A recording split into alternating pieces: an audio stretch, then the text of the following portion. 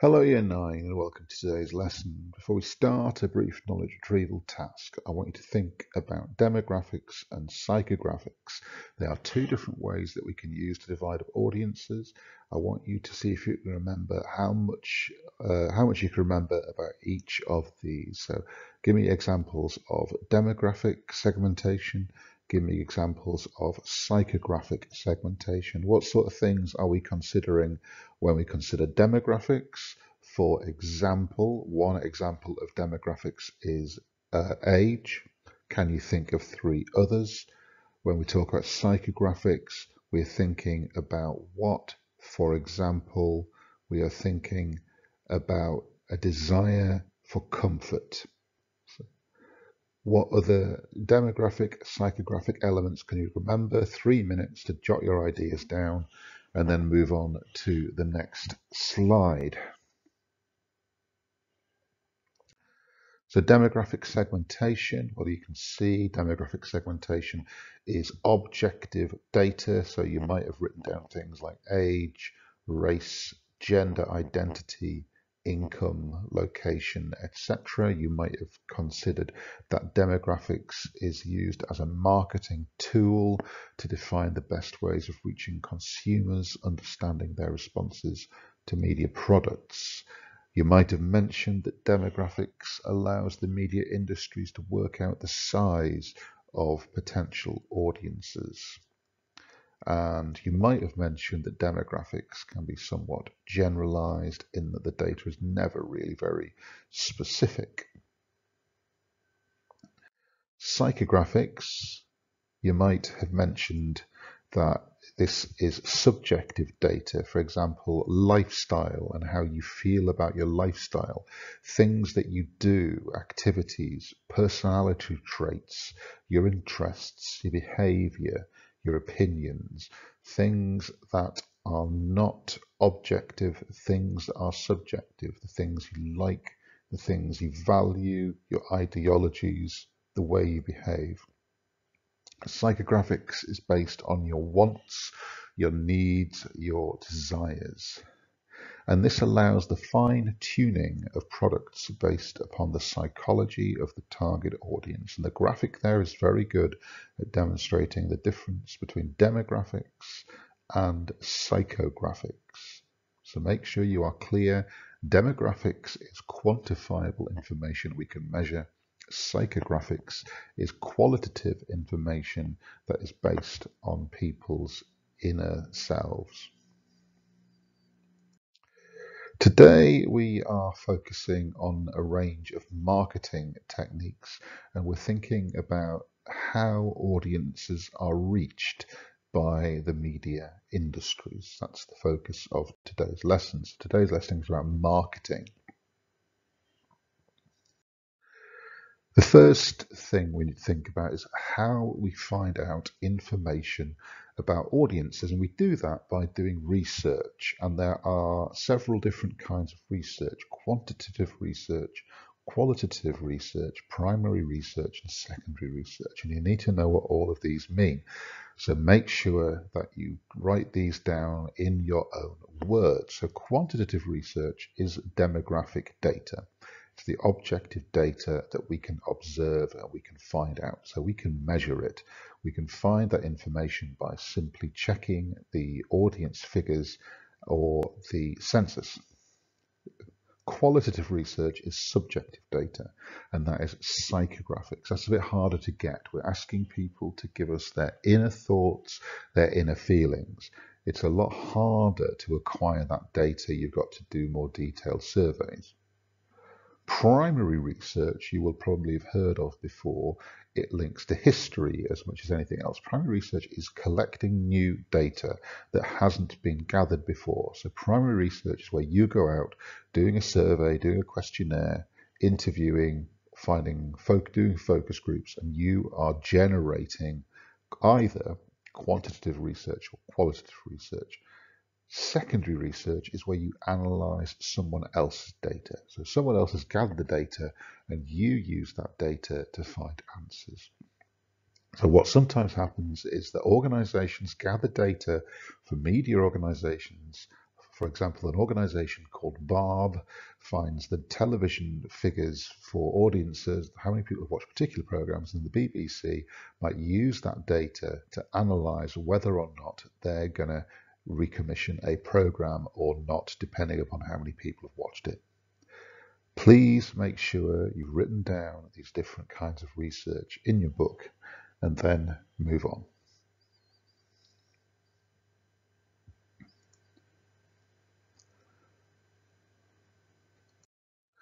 Now, how do we actually know who the audience are? We've talked about various metrics that we can use, like demographics and psychographics, but how do we know?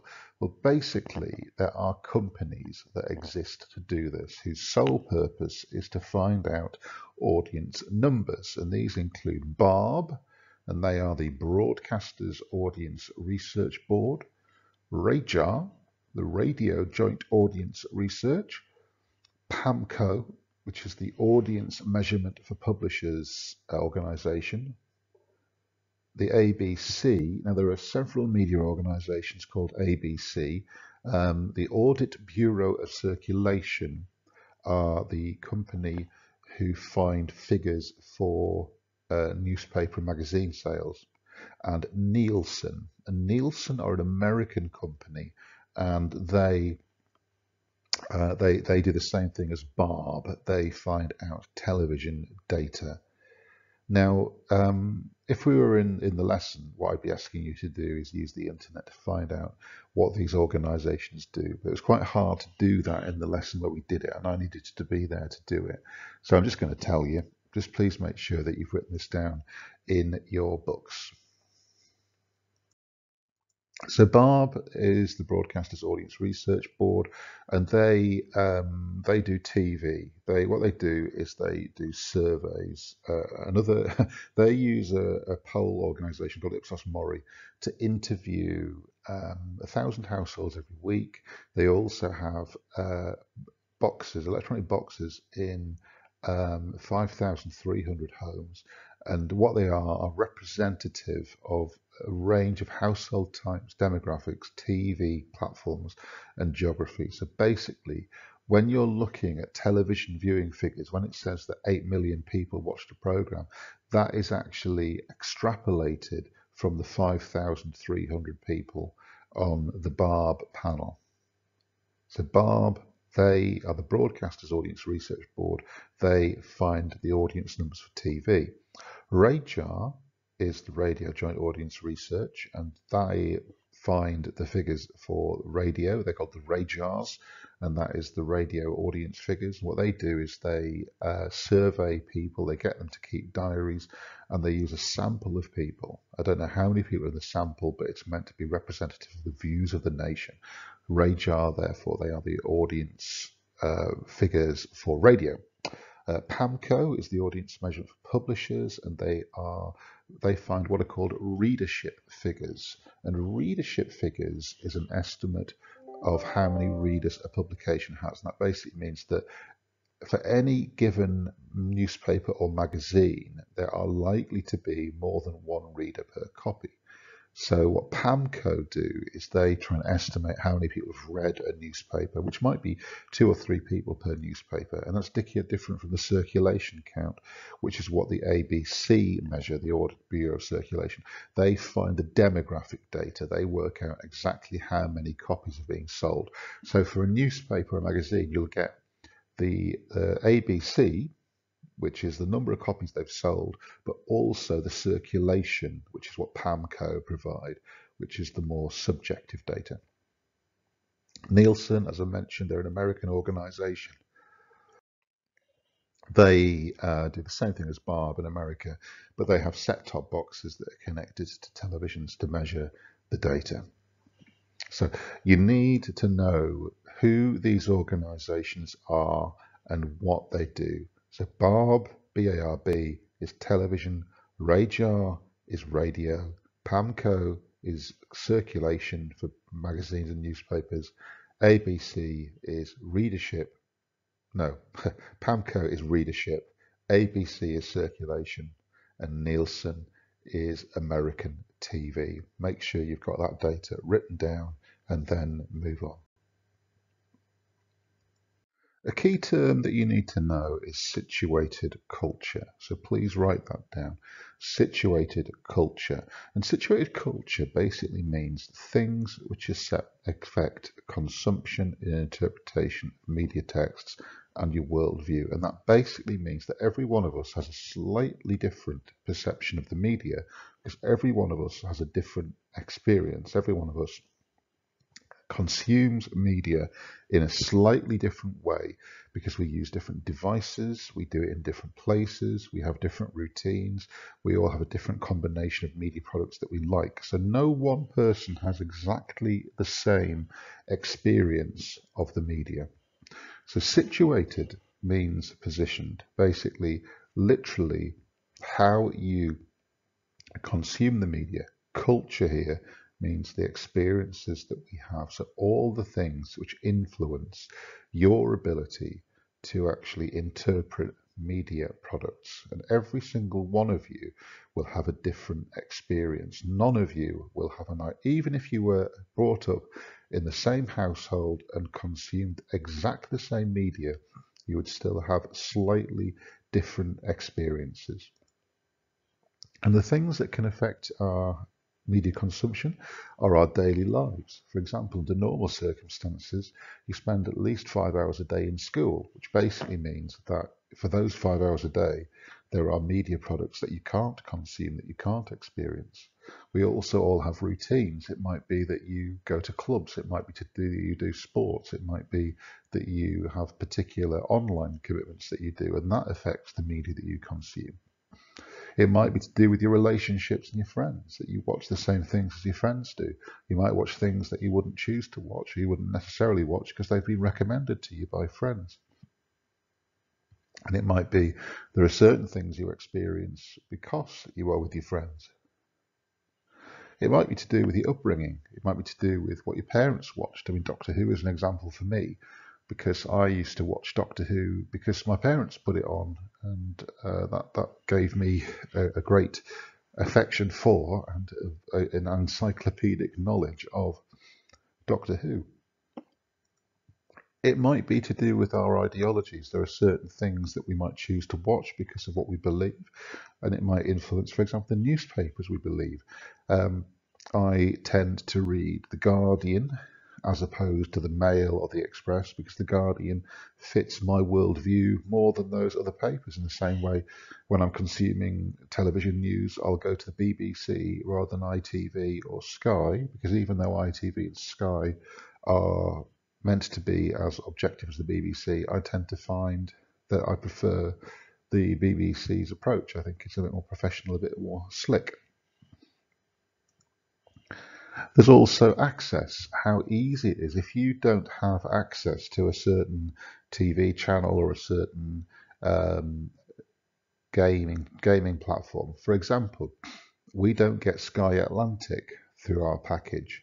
And so that means I miss out on certain TV programs that are exclusive to Sky Atlantic. That's obviously something that Sky's done to try and persuade people to buy their package.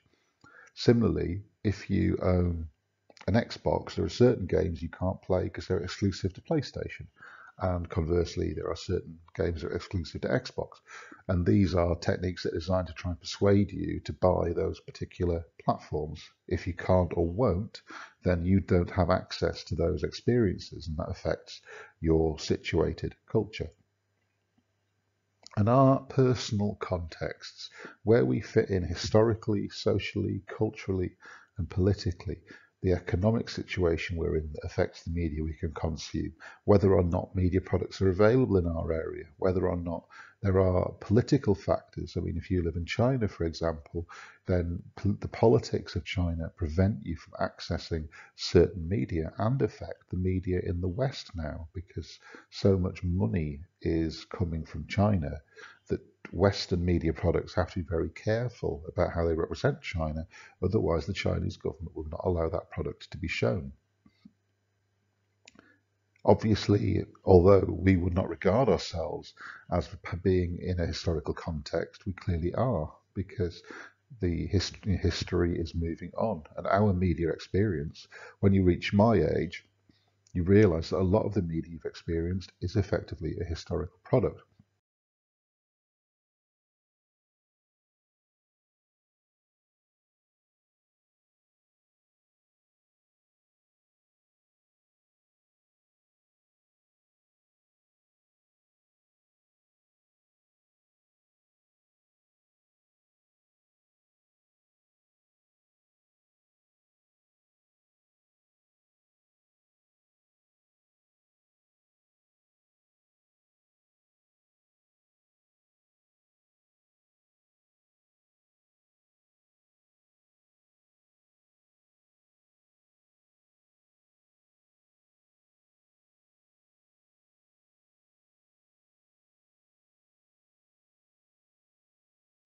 Please make sure that written in your book, you've noted down these different examples of situated culture. We will be referring to these when we come to look at some of the media products later in the course, because they do affect how audiences consume media texts.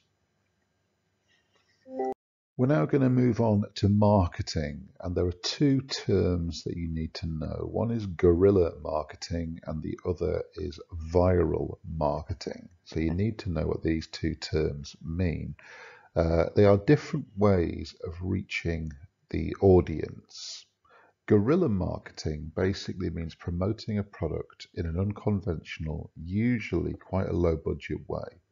It's usually something physical, it's usually some sort of event that actually happens that the audience experience. And it usually targets the audience by being personal and memorable, something which they experience, which they then communicate. A physical experience, usually set in a popular public place where people will be. It might involve things like flash mobs, it might involve graffiti, it might involve stencils, stickers, projections, some sort of performance. Usually something which is unusual, stands out, which audiences will then want to talk about. And ideally, a guerrilla marketing campaign will lead to a viral marketing campaign. And viral marketing uses social networking to promote brands or services through what is basically a self-replicating approach. The audience spreads the message themselves, so the marketing people don't have to pay them to do it. Then that means the distribution is free, unlike traditional advertising where you have to pay to get your product onto a magazine or into a website. And viral marketing doesn't feel like marketing because effectively it's not coming to you from an external source, it's usually coming from someone that you know, and therefore it kind of has a personal quality to it. So guerrilla marketing is a physical experience. Viral marketing is an online experience, and quite often guerrilla marketing can lead to viral marketing. So I'm going to give you a couple of examples. Guerrilla marketing. An example of this is a Canadian security glass manufacturer called 3M. They put 3 million Canadian dollars behind a glass case at a city centre bus stop. And for a day, passers-by were challenged to break the glass and win the money. Now they could only use that, they couldn't bring like a ball and chain thing, to smash the glass. They could only break it themselves physically. And the idea was it was promoting the strength of the glass. In 2017, IKEA drew attention to the opening of their Sheffield store by making a sculpture of a peregrine falcon out of 17,000 IKEA Allen keys. And the statue now is located at Sheffield Railway Station as a constant reminder of the brand. So these are two examples of guerrilla marketing. So I'd like you to add in your own words these examples to your definition of guerrilla marketing. And then when you're ready, move on.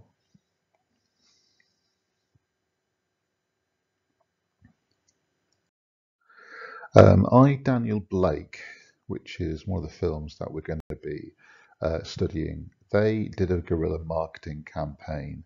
An organization called Commando created a guerrilla marketing campaign for I, Daniel Blake. Now, if you're watching the video version of this, you won't be able to see the embedded video. It won't work. You'll have to go on the website, on the Teams site, or on the PowerPoint in the Teams site to watch the video. But this is a projection thing that they did.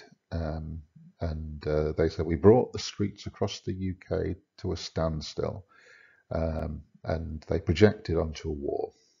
And that was a guerrilla marketing campaign.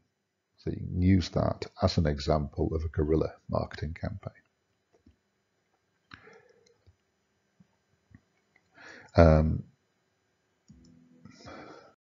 Viral marketing is basically on social media. It's effectively word of mouth or personal endorsement. The idea is that you trust people that you know, that they are more likely to tell you stuff that isn't just trying to sell you something. If you share something, you retweet something, it often carries more weight because, again, it's coming from someone you trust. You're likely to pay attention to it. And viral marketing is about trying to persuade social media users to pass on advertising messages, and it can create an explosion of interest in a product. Otherwise, that product is, that product is described as going viral. So there's an example here of a Dove campaign called Real Beauty Sketches. Again, you're going to have to click on the link in the Teams site or the PowerPoint because it won't work in this video. And the idea here is that you will watch this video, people will find it interesting, they will share it, and it will promote Dove at no cost to Dove. You don't have to watch the video if you don't want to, it's quite interesting. It's an example of trying to create something that will go viral, will spread across the internet. And Doctor Strange, which is quite a well-known Marvel film, this did a combination of guerrilla and viral campaigns. They did this thing where they set up two video boxes, one in LA, one in London, and the idea was they were allowing people to experience Doctor Strange's powers to bend reality and looking through portals, and it's quite entertaining. So there's a video there about that, and there's also some unusual Avengers videos. What if the Avengers were dogs and things like that.